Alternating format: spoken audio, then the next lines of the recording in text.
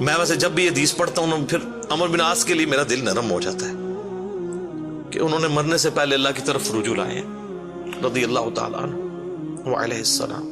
لیکن دو بندے ایسے ہیں جن کے بارے میں دل سے گواہی دیتا ہوں کہ رسول اللہ اپنی وفات تک ان سے محبت کرتے تھے. ایک ابن سمیہ عمار ابن یاسر اور دوسرا ابن ام عبد عبداللہ ابن مسعود.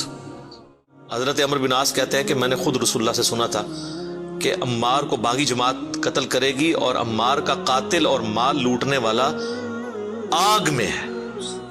تو وہ جو شخص خبر لے کے آتا ہے نا اس کو بھی ہاتھ پاؤں پڑ جاتے ہیں کہ ایک میں ان کو خبر دے رہا ہوں، ان کو خود بھی پتا ہے تو یہ لوگ کیا کر رہے ہیں. تو حضرت عمر بن عاص اس کی بھی تعویل کرتے ہیں. وہ کہتے ہیں حضور نے جو جہنم کے بارے میں فرمایا تھا نا وہ عمار کے قاتل اور مال لوٹنے والے کے لیے تھا، وہ ہمارے لیے نہیں ہے. اگرچہ ہم بھی جنگ لڑ رہے تھے لیکن ہمارے ہاتھوں سے تو نہیں وہ قتل ہوا. حالانکہ صحیح بخاری میں حدیث ہے عمار کو باغی جماعت قتل کرے گی. حضرت عمرو ابن عاص رضی اللہ تعالیٰ عنہ، یہ عربی میں جب عمر لفظ لکھا جاتا ہے نا تو یہ واو کے ساتھ لکھا جاتا ہے. عمر جس طرح لکھا جاتا ہے اسی طرح عمر بھی لکھا جاتا ہے، لیکن عربی اس میں فرق کرتے ہیں. اس کو لکھتے ہیں عمرو. وہ اردو میں لوگ پڑھ رہے ہوتے ہیں نا عمرو، یہ عمرو عیار کی کہانیاں، وہ لفظ بھی ڈیوائس بیسیکلی حضرت عمرو بن عاص سے ہوا ہے کیونکہ برین ان کا بہت تھا. اچھا لیکن وہ لفظ ہی غلط ہے. لفظ عمرو تو کوئی لفظ ہی نہیں ہے، لفظ ہے امر. لکھا ہوتا ہے عمرو لیکن اس کا مطلب واو جو ہے وہ سائلنٹ ہوتا ہے، اور واو کا مطلب یہ ہے کہ آپ نے اسے پیش کی بجائے زبر سے پڑھنا ہے، عمر کی بجائے پڑھنا ہے امر. تو حضرت عمرو بن عاص رضی اللہ تعالیٰ عنہ یہ آپ سمجھ لیں کہ قریش مکہ مشرکین عرب کے تھنک ٹینکس میں سے تھے. گفتگو کرنے کا بھی ان کو فن آتا تھا اور معاملہ فہمی اور چیزوں کو ہینڈل کرنا یہ ان پہ ختم تھا.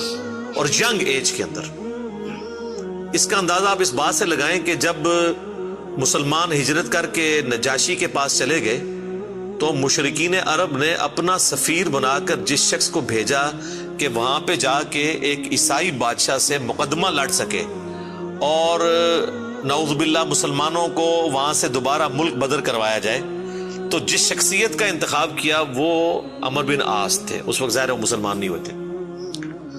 بہرحال وہاں پہ پھر قرآن کی طاقت کام آئی. حضرت علی کے جو بھائی تھے جعفر بن ابی طالب، انہوں نے سورہ مریم کی جب تلاوت کی نجاشی کے دربار میں، بسم اللہ الرحمن الرحیم، یا زکریا انا نبشرک بغلام اسمه یحیی لم نجعل له من قبل سمیا قال ربی انا یکون لی غلام وکانت امرأتی عاقرا وقد بلغت من الكبر عتیا. تو پھر اللہ تعالیٰ کی گفتگو کے سامنے بڑے سے بڑا بھی کوئی سفیر ہو اس کی زبان کا اثر تو پھر ختم ہو جاتا ہے. تو نجاشی کی حالانکہ عمرو بن عاص سے بڑی پرسنل دوستی بھی تھی، یہ بڑے ان سے تحفے بھی ان کے لیے لے کے گئے، وہ تحفے بھی اس نے واپس کر دیے. وقد خلقتك من قبل ولم تك شيئا قال رب اجعل لي آية قال آيتك ألا تكلم الناس 3 ليال سويا فخرج على قومه من المحراب فأوحى إليهم أن سبحوا بكرة وعشيا يا يحيى خذ الكتاب بقوة وآتيناه الحكم صبيا وحنانا من لدنا وزكاة وكان تقيا وبرا بوالديه ولم يكن جبارا عصيا وسلام عليه يوم ولد ويوم يموت ويوم يبعث حيا. اس نے کہا بھائی لے جاؤ، تم سونے کے اگینسٹ بھی ان کو تولو نا تو میں تب بھی تمہیں یہ واپس نہیں کروں گا. ٹھیک ہے. پھر زمین سے اس نے تنکا اٹھا کے کہا کہ یہ جو سورہ مریم میں حضرت عیسیٰ کا سٹیٹس آیا نا کہ وہ اللہ کے بندے تھے، والله ما عدا عيسى ابن مريم ما قلت هذا العقد. اللہ کی قسم عیسیٰ ابن مریم ایک تنکے کے برابر بھی اس سے زیادہ ان کا مرتبہ نہیں تھا جتنا تم نے بیان کیا ہے. یعنی اس میں ہم غلو نہیں کر سکتے کہ انہیں ڈیوینٹی میں کلیم کر دیں. یہ سمجھدار لوگ تھے، یہ وہاں سے مایوس ہوئے. اسی دوران صلح حدیبیہ بھی ہو چکی تھی، مسلمانوں کی پاور تسلیم ہو چکی تھی. تو حضرت خالد ابن ولید اور عمر بن عاص یہ دونوں بڑے جگری یار تھے. ایک بڑا بہترین پلانر تھا اور دوسرا بہت بڑا جنگجو تھا. تو صلح حدیبیہ کے بعد نا ان لوگوں کو اندازہ ہو گیا کہ اب اسلام کا گراف اوپر ہی جا رہا ہے. شرح صدر بھی ہو گیا. خالد ابن ولید کا ایک بھائی تھا ولید ابن ولید, وہ مسلمان پہلے ہی ہو چکا ہوا تھا. تو وہ بھی کچھ اثر تھا خالد ابن ولید کے اوپر کہ وہ اتنا بزدل تھا اور مسلمان ہونے کے بعد اتنا وہ طاقتور ہو گیا کہ اس نے مشرکین عرب کے قافلے لوٹنا شروع کر دیے. تو وہ اپنے دوستوں میں فخر کرتے تھے, حالانکہ ہے دشمن تھے, لیکن کہتے تھے یار بہادر تھے, پھر نکلے نا میرا بھرا. یہ سارا کچھ نا عمر سیریز کے اندر انہوں نے فلمایا ہوا ہے. يضحكك ما حقه أن يبكيك؟ الوليد أخي الوليد ما علمت له عزما قبل اليوم. أجل والله إني لأنكر عمله وأفخر به. كيف يجتمعان؟ يجتمعان. تو حضرت عمر بن عاص جو ہیں وہ سمجھدار آدمی تھے. انہوں نے سمجھ لیا خالد بن ولید سے ملاقات ہوئی اور بائی چانس وہ حبشہ سے آ کے مدینہ شریف جا رہے تھے اسلام قبول کرنے, اور یہ مکے سے مدینہ جا رہے تھے. خالد إنك والله عمرو. راستے میں ملاقات ہو رہی اور دونوں ایک دوسرے کو بتانے کے لیے تیار نہیں ہو رہے کس لیے جا رہے ہیں.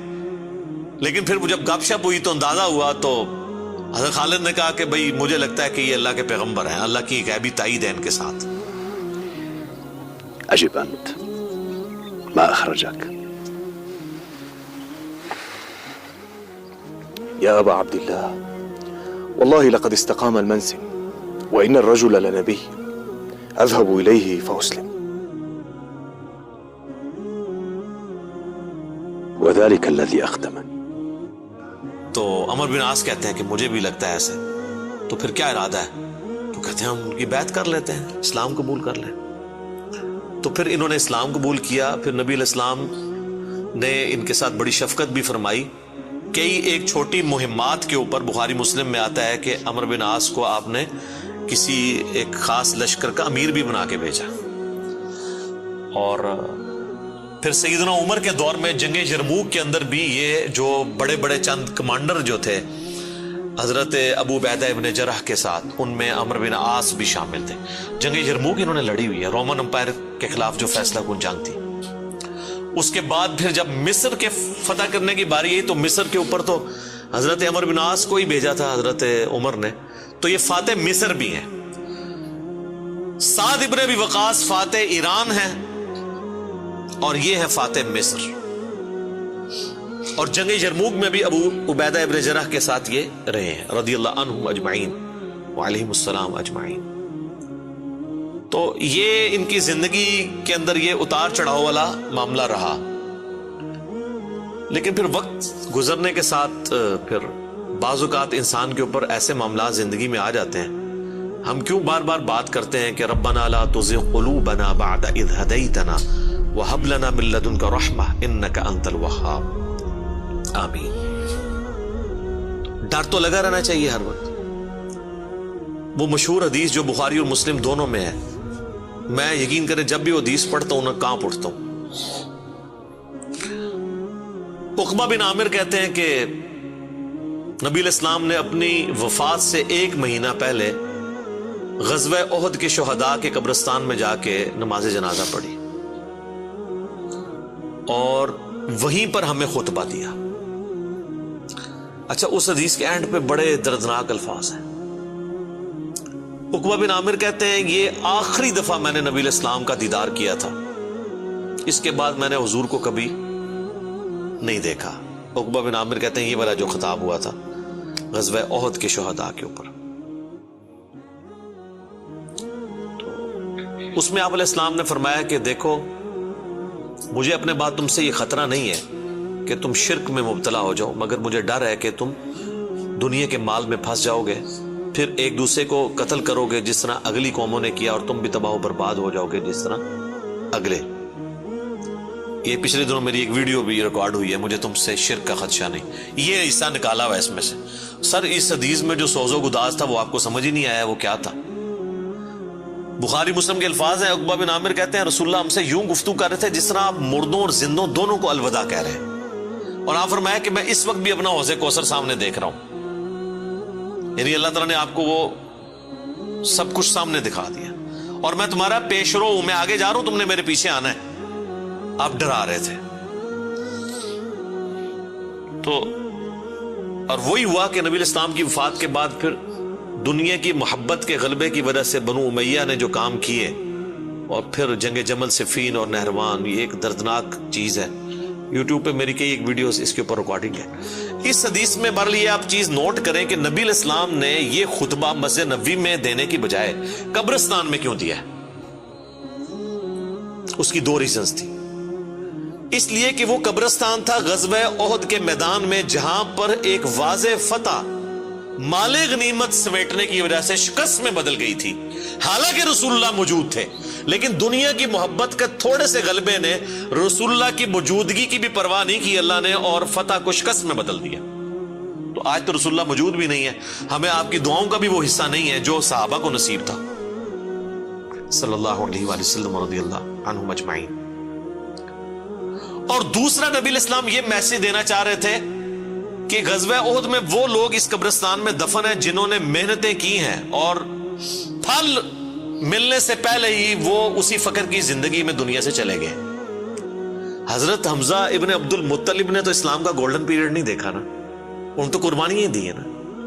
آپ اس سے اندازہ لگائیں کہ میرا اجتہاد ہے اور یہ درست ہے کہ اگر رسول اللہ کی وفات کے وقت حضرت حمزہ زندہ ہوتے تو پہلے خلیفہ وہ بنتے، کیونکہ غزوہ بدر اور احد کے اندر نبی علیہ السلام نے آرمی چیف ان کو بنایا تھا، ابو بکر عمر عثمان و علی ان کے انڈر تھے۔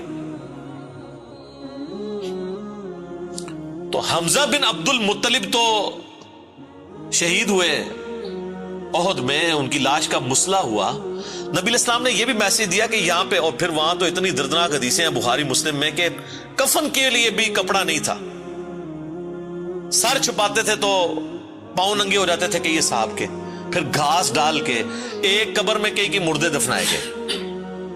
تو نبی اسلام یہ بھی میسج دے رہے تھے کیونکہ آپ کو تو اللہ نے دکھا دیا نا۔ اسی حدیث بخاری مسلم میں آتا ہے کہ اللہ تعالیٰ نے زمین کے خزانوں کی چابیاں مجھے دے دی ہیں، اور جو بریلوی کہتے ہیں کہ حضور ہی سب کچھ بانٹ رہے ہیں، خدا کا نام ہے۔ اور میرے بھائی وہ بخاری مسلم میں باقی حدیث میں موجود ہے، وہ زمین کے خزانے رومن اور پرشین امپائر کے خزانے ہیں جو صحابہ نے فتح کرنے تھے، بیت المال میں آ کے جمع ہونے تھے۔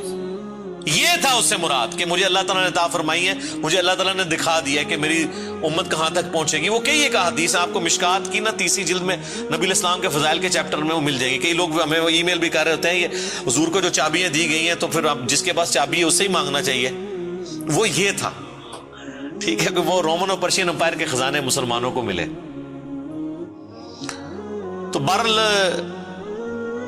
اسی کی ایگزیکیوشن بعد میں ہوئی ہے، اور حضرت عمر بن عاص بھی اس، یعنی آپ سمجھ لیں سسٹم کا کسی درجے تک حصہ بنے، اور یہ میں ان پہ کوئی فتویٰ نہیں لگا رہا، وہ خود مانتے تھے کہ میرے ساتھ ایسا معاملہ ہوا۔ مجھے حضرت عمر بن عاص سے یہ چیز یاد ہے، بڑی رکت انگیز حدیث ہے جس میں ان کے قبول اسلام کا واقعہ بھی ہے۔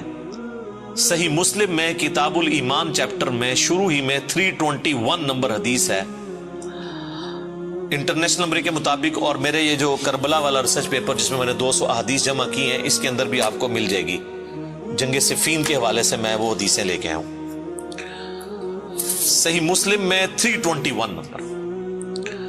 حضرت عمر بن عاص کی موت کا وقت جب قریب آتا ہے تو وہ دیوار کی طرف منہ کر کے رونا شروع کر دیتے ہیں۔ سر موت کے وقت انسان کو پھر اپنی زندگی میں کی ہوئی غلطیاں یاد آ جاتی ہیں، تو ان کا بیٹا ان کو تسلی دیتے ہوئے کہتا ہے کہ ابا جان، آپ تو نبی الاسلام کے قریبی ساتھیوں میں سے تھے، آپ نے رومن امپائر کی جنگیں لڑی ہوئی ہیں، جنگ یرموک، جہاد میں آپ شامل رہے ہیں، اتنے اتنے بڑے فضائل ہیں آپ کے لیے۔ تو حضرت عمر بن عاص اسے ٹوکتے ہیں، وہ کہتے ہیں کہ تم نے ایک فضیلت تو چھوڑ دی جو سب سے بھاری تھی ہمارے نزدیک، یعنی صحابی ہونے سے بھی بھاری فضیلت اس اعتبار سے، اور وہ ہے اس بات کی گواہی دینا کہ اللہ کے سوا کوئی معبود نہیں اور محمد اس کے رسول ہیں صلی اللہ علیہ وآلہ وسلم۔ تو انہوں نے کہا تم نے یہ چیز چھوڑ دی ہے، اصل چیز تو یہ ہے، ہاں جب یہ چیز حاصل ہو جائے پھر صحابی ظاہر ہے ایک بہت بڑی فضیلت ہے، لیکن صحابی بنتا ہی وہ ہے جو پہلے اس کلمے کا اقرار کریں. تو کہتے ہیں کہ اب وہ بیٹے کو وجہ بتاتے ہیں اپنے رونے کی. کہتے ہیں کہ بیٹا ایک وہ وقت تھا کہ مجھے رسول اللہ سے بڑی دشمنی تھی نعوذ باللہ، اور میری زندگی کی سب سے بڑی خواہش تھی کہ اگر رسول اللہ صلی اللہ علیہ وآلہ وسلم کے بارے میں مجھے کوئی موقع ملے تو میں انہیں قتل کر دوں نعوذ باللہ. میرا دل ان کے بغض سے بھرا ہوا تھا. اے میرے بیٹے، اگر میں اس وقت مر جاتا تو سیدھا جہنم میں جاتا، لیکن پھر اللہ تعالیٰ نے میرا سینہ اسلام کے لیے کھول دیا. رسول اللہ صلی اللہ علیہ وآلہ وسلم کی محبت میرے دل میں جاگزی ہوئی، اور وہ کہتے ہیں پھر مجھے اس دنیا میں رسول اللہ سے بڑھ کر کوئی محبوب نہیں تھا صلی اللہ علیہ وسلم. اور کہتے ہیں میرے بیٹے، پوری زندگی نبی علیہ السلام سے مجھے محبت اور عقیدت کا وہ لیول تھا کہ میں نے کبھی بھی آنکھ بھر کے حضور کے چہرے کی طرف نہیں دیکھا. اور اگر تم مجھ سے پوچھو نا کہ میں حضور کے چہرے کے خد و خال بیان کروں تو نہیں کر سکتا. میں نے زندگی میں حضور کی ادب کی وجہ سے کبھی آپ کے چہرے کو نگاہ بھر کے بھی نہیں دیکھا. اوئے ہوئے ہوئے. اور کہتے ہیں میرے بیٹے، میں اس وقت مر جاتا تو سیدھا جنت میں جاتا جب میں نے اسلام قبول کر لیا. اور پھر وہ ساتھ بتاتے ہیں، کہتے ہیں میں جب اسلام قبول کرنے کے لیے گیا تو نبی علیہ السلام نے اپنا دایاں ہاتھ آگے بڑھایا تو میں نے بھی آگے بڑھا کے پیچھے کھینچ لیا، اور میں نے کہا یا رسول اللہ، پہلے مجھے گارنٹی دیں کہ میرے پچھلے سارے گناہ معاف ہوں جو میں نے اسلام کے خلاف کیے ہیں.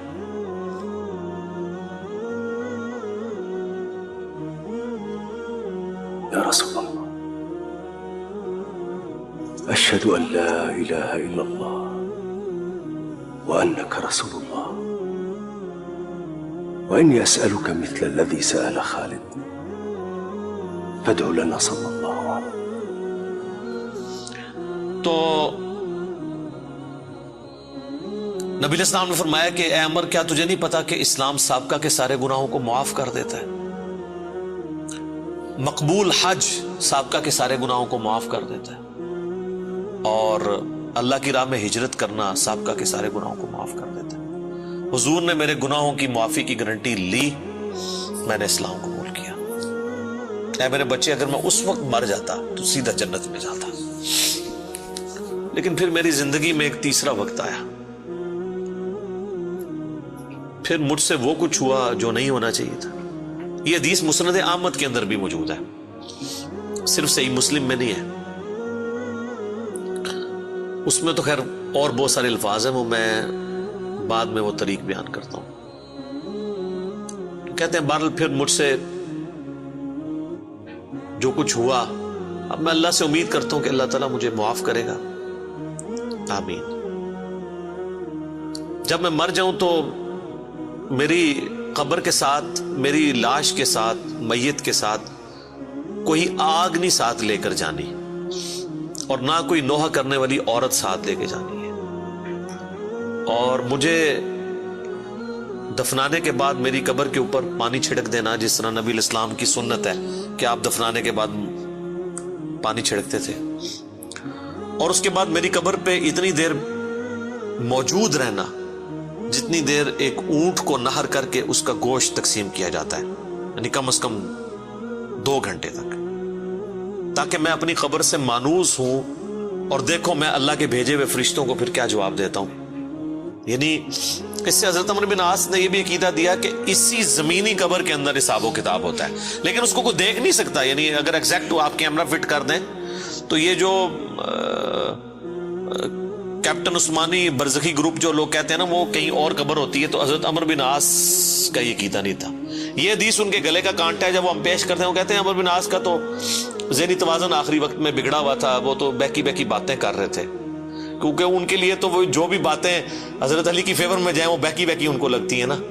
میں کہتا ہوں ان کا دماغ جتنا موت کے وقت کام کیا ہے نا پہلے نہیں کیا تھا، کیونکہ وہ تو اس وقت ہی ان کو احساس ہوا ہے. اس طرح کو پوری اپنی لائف سٹوری سناتا ہے جس کا دماغ چلا ہوا ہو، کدھر سے شروع ہے اور کدھر تک پہنچا ہے. اچھا، یہ حدیث مسند احمد میں بھی آتی ہے. اس میں جو ہے نا الفاظ ہیں کہ وہ گھبراہٹ کی وجہ سے نا دیوار کی طرف منہ کر کے روتے ہیں. تو ان کا بیٹا جب پوچھتا ہے کہ کیا آپ موت کے خوف کی وجہ سے رو رہے ہیں؟ وہ کہتے ہیں میں موت کی وجہ سے نہیں رو رہا، میں رو رہا ہوں اس بات کو کہ مرنے کے بعد میرے ساتھ کیا بنے گا، موت کے بعد آنے والے حالات کے بارے میں۔ یہی تو سر ہم آپ کو کہہ رہے ہیں کہ مرنے سے پہلے اے مسلمان کر لے اس پہ غور، کتابوں کا خدا اور ہے، بابوں کا خدا اور۔ اچھا، ایک اور طریقہ ہے مسند امام احمد میں اس کے ساتھ ہی کہ موت کے وقت جب انہیں گھبراہٹ ہوتی ہے نا تو وہ دیوار کی طرف منہ کر کے زاروں کے تار روتے ہیں۔ تو ان کا بیٹا کہتا ہے کہ ابا جی آپ رو رہے ہیں، آپ کو تو نبی علیہ السلام اتنی محبت کرتے تھے، آپ کو ذمہ داریاں دیتے تھے، آپ نے جنگیں لڑی، آپ نے رومن امپائر کے خلاف جنگ یرموک لڑی، تو حضور کو تو آپ کو بڑی اہمیت دیا کرتے تھے۔ سر اس پہ آپ ذرا جواب سنیں عمر بن عاص کا۔ وہ کہتے ہیں اللہ کی قسم مجھے پوری زندگی یہ بات معلوم نہیں ہو سکی کہ حضور مجھ سے واقعی محبت کرتے تھے یا صرف تالیف قلب کے لیے، میرا دل رکھنے کے لیے مجھے کبھی کو پوسٹ دے دیا کرتے تھے۔ لیکن دو بندے ایسے ہیں جن کے بارے میں دل سے گواہی دیتا ہوں کہ رسول اللہ اپنی وفات تک ان سے محبت کرتے تھے۔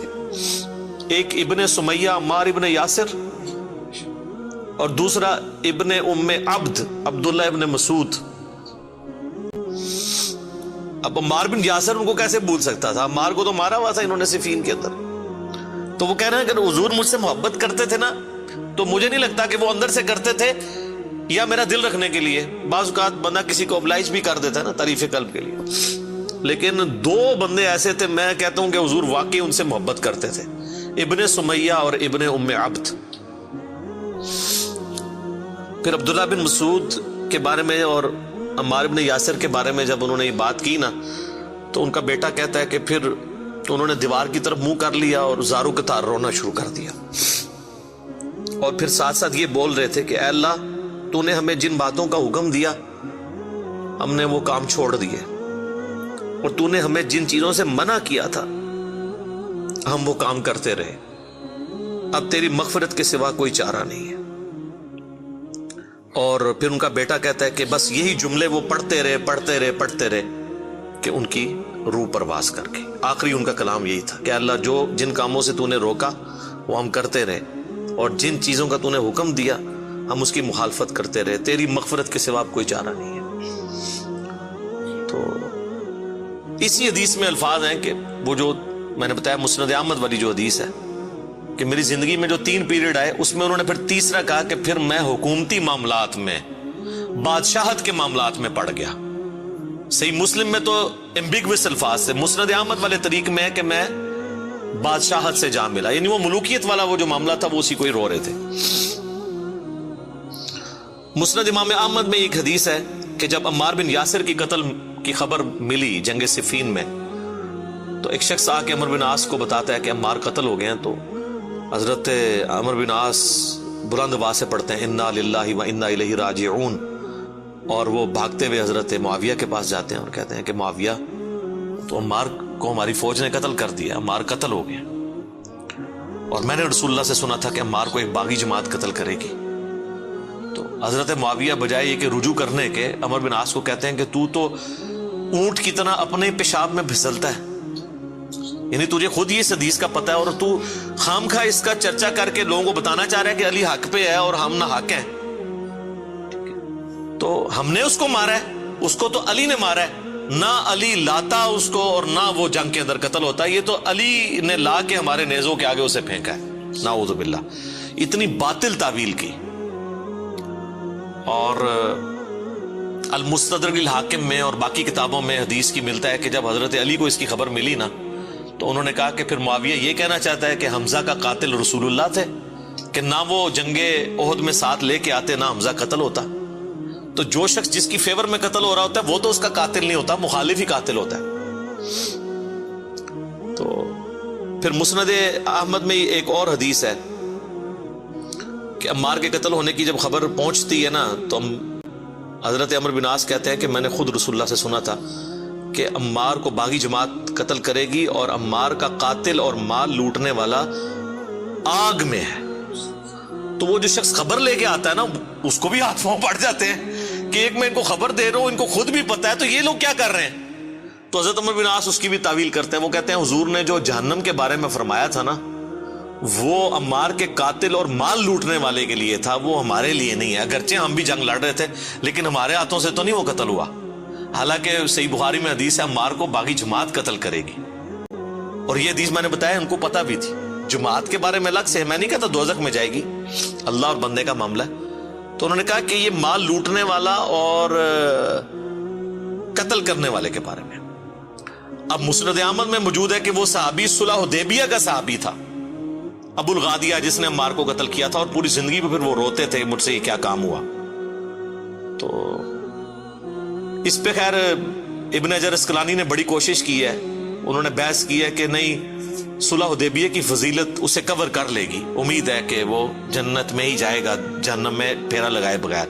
تو شیخ البانی نے پھر اس کے اوپر گرفت کی ہے کہ نہیں, جو عام فضیلت ہوتی ہے نا, جب کسی معاملے میں تخصیص آ جائے تو عام فضیلت اٹھ جاتی ہے. جب حضور نے فرما دیا نا کہ مار کا قاتل اور مال لوٹنے والا جہنم میں ہے, تو اب یہ ایک تخصیص آ گئی ہے. جب تخصیص آ جائے نا تو حکم عام اٹھ جاتا ہے اس شخص کے لیے, لہذا آپ یہ تعویل نہ کریں. شیخ البانی یعنی انہوں نے حق گوئی کا مظاہرہ کیا. بہرحال یہ اللہ اور بندے کا معاملہ ہے, ہم کوئی کسی کی آخرت کا فیصلہ نہیں کرتے. بہرحال یہ حقیقت ہے کہ حضرت علی اپنی وفات تک ان لوگوں سے ناراض رہے ہیں. المصنف ابن ابی شیبہ میں موجود ہے, تابعی کہتے ہیں ہم نے حضرت علی کے پیچھے نماز میں قنوت نازلہ پڑھی ہے. حضرت علی قنوت نازلہ میں پڑھتے تھے اللہم علیک بمعاویہ و اشیائہ و عمر ابن عاص و اشیائہ و ابا سلمی و اشیائہ. اس میں عمر بن عاص کا بھی نام ہے. اے اللہ معاویہ کے شیعہ اور معاویہ اور اس کے شیعہ کو برباد کر, عمر بن عاص اور ان کے شیعہ کو برباد کر. یہ حضرت علی قنوت نازلہ پڑھا کرتے تھے. اچھا انہوں نے اردو میں ترجمہ کیا ہے اے اللہ معاویہ اور اس کے شیعہ کو سنبھال لے. اب کیسا لفظ استعمال, لفظ آتا ہے نپٹ لے. وہ اب کہیں گے سنبھال مطلب ہے کہ انہوں نے سام, تو وہ تعویل کریں گے. تو میں نے اس لیے ترجمہ کیا تباہ و برباد کر, کیونکہ یہ علیکہ کے ساتھ جب بات کی جاتی ہے نا تو یہ آپ قنوت نازلہ پڑھ رہے ہوتے ہیں نا یہود و نصارہ کے اوپر بھی, تو اس میں بھی اللہ علیکہ یہ تو نہیں تھا ان کو سنبھال لے, سنبھال لیتے سانو ہی اللہ سانو سنبھال رہا تھے یار. تو وہ ترجمہ ایسا کرتے ہیں کہ وہ اس کو نا بدل دیتے ہیں. بہرحال آج کی ڈیٹ میں ہم تو یہی کہیں گے کہ حضرت عمر بن عاص رضی اللہ تعالیٰ عنہ کا موت کے وقت رونا اور اللہ کی طرف رجوع لانا, اللہ تعالیٰ ان کی غلطیوں کا کفارہ اس کو بنائے. باقی انشاءاللہ تعالیٰ ایک تو چیز ہے, حضرت عمر بن عاص کے لیے مجھے مولا علی سے ایک گارنٹی مل گئی ہے. مصنف ابن ابی شیبہ میں موجود ہے کہ اہل صفین کے بارے میں جب مولا علی سے پوچھا گیا تو انہوں نے کہا کہ میں امید کرتا ہوں کہ میری طرف سے شہید ہونے والے تو جنتی ہیں ہی ہیں, میرے مخالفین بھی جنتی ہیں. پھر قیامت والے دن اللہ کی بارگاہ میں معاملہ میرے اور معاویہ کے درمیان طے ہوگا. تو میرے خیال ہے حضرت عمر بن عاص کو مولا علی نے پھر قنوت نازلہ کے بعد یہ فرما کے نکال دیا, اور آپ دیکھ لیں وہ روئے بھی بہت ہیں آخری وقت میں. موت کے وقت تو انسان کو اپنی غلطیاں یاد آ جاتی ہیں نا, جو مرضی ہو. تو وہ کہتے ہیں کہ میں ایک بادشاہ سے جا ملا, پھر مجھ سے وہ کچھ ہوا کہ میں اللہ سے امید کرتا ہوں اللہ مجھے معاف کرے. پھر ایک اور طریقہ ہے مسند احمد کا, اس میں بھی یہ سارے الفاظ ہیں مسلم والے. اس میں الفاظ یہ ہیں پھر کہ وہ کہتے ہیں کہ افسوس اللہ نے جن کاموں کا مجھے حکم دیا تھا ان کی نافرمانی میں کرتا رہا, اور جن چیزوں سے اللہ تعالیٰ نے روکا تھا وہ کام مجھ سے ہوتے رہے. یہ ان کی عاجزی تھی, ہماری حقیقت ہے. اور کہتے ہیں میرے بچے, نبی علیہ السلام نے مجھے کئی جنگوں کے موقع کے اوپر مجھے عمارت بھی میرے سپرد کی, لیکن مجھے یہ دل سے یقین نہیں ہے کہ نبی علیہ السلام واقعی مجھ سے محبت کرتے تھے یا میری تالیف قلب کے لیے کرتے تھے. اور جو میں نے بتایا نا صحیح مسلم میں مؤلفۃ القلوب, جن کو ایمان پہ پکا کرنے کے لیے کچھ پوسٹ دے دی, کچھ مال دے دیا, کچھ جانور دے دیے. تو عمر بن عاص موت کے وقت کہتے ہیں کہ مجھے یہ یقین نہیں ہے کہ نبی علیہ السلام مجھ سے دل سے محبت کرتے تھے یا مجھے ایمان پہ قائم رکھنے کے لیے میری دل جوئی فرمایا کرتے تھے. لیکن میرے بچے, دو بندے ایسے ہیں جن کے بارے میں حلفیہ کہتا ہوں کہ اللہ کے نبی ان سے دل سے محبت کرتے تھے. ایک ابن سمیہ عمار ابن یاسر, عمار کو تو قتل کیا ہوا تھا نا صفین میں. قتل عمار تو پیچھا کرتا ہے نا پھر موت تک. اور دوسرا ابن مسعود, ان سے نبی علیہ السلام دل سے محبت کیا, کیونکہ عمار ابن یاسر جنگ صفین میں قتل ہوئے تھے, حضرت علی کی طرف سے لڑتے تھے. اور بخاری مسلم کی اس حدیث کے راوی خود عبداللہ بن عمر بن عاص اور عمر بن عاص بھی ہیں کہ عمار کو ایک باغی جماعت قتل کرے گی, عمار ان کو اللہ اور جنت کی طرف بلائے گا اور وہ جماعت دوزخ کی طرف بلائے گی. بال میں نے جب سے یہ حدیثیں پڑھی ہیں, میں نے ساری حدیثیں اپنے کربلا والے ریسرچ پیپر میں ڈالی ہوئی ہیں. حضرت عمر بن عاص کے بارے میں میرا دل پھر بہت نرم ہو گیا کہ وہ آخری وقت میں ان کو چیزوں کا احساس ہو گیا تھا کہ ان سے چیزیں مس ہینڈل ہوئی, اور سب سے بڑی ان کی للائیت ہے کہ انہوں نے یہ چیزیں بیان کر دی اور وہ مسلم شریف میں آ گئی. اور ہمیں ایک تو ہمارے اس مقدمے کو بھی تقویت ہوئی کہ ان سے چیزیں مس ہینڈل ہوئی, دوسرا ان کے بارے میں ہمارے دل میں اب میل نہیں ہے کہ انہوں نے اپنی اس غلطی کا اعتراف کر لیا. اور ظاہر ہے اللہ تعالیٰ مرنے سے پہلے پہلے ان لوگوں کو توفیق دے دیتا ہے. ان کی نیکیاں ان کے گناہوں پر یقیناً بھاری تھیں, اللہ تعالیٰ نے ان کی غلطیاں جو ہیں ان کے گناہوں کے صدقے معاف کر دی. ہم اللہ سے امید کرتے ہیں اور ان کے لیے خیر کی دعا کرتے ہیں, اور اللہ تعالیٰ سے دعا کرتے ہیں کہ اللہ تعالیٰ ہمیں بھی اپنی موت سے پہلے قبر و آخرت کی تیاری کرنے کی توفیق عطا فرمائے. اللہ تعالیٰ سے دعا ہے جو حق بات میں نے کہی اللہ تعالیٰ ہمارے دلوں میں راسخ فرما دے. اگر جذبات میں میرے منہ سے کوئی غلط بات نکل گئی تو اللہ تعالیٰ ہمارے دلوں سے دور کر دے, ہمیں معاف بھی فرما دے. ہمیں کتاب و سنت کی تعلیمات پر عمل کر کے دوسرے بھائیوں تک پہنچانے کی توفیق عطا فرمائے. سبحانک اللہم و بحمدک اشہد ان لا الہ الا انت استغفرک و اتوب الیک وما علینا الا البلاغ المبین. جزاکم اللہ.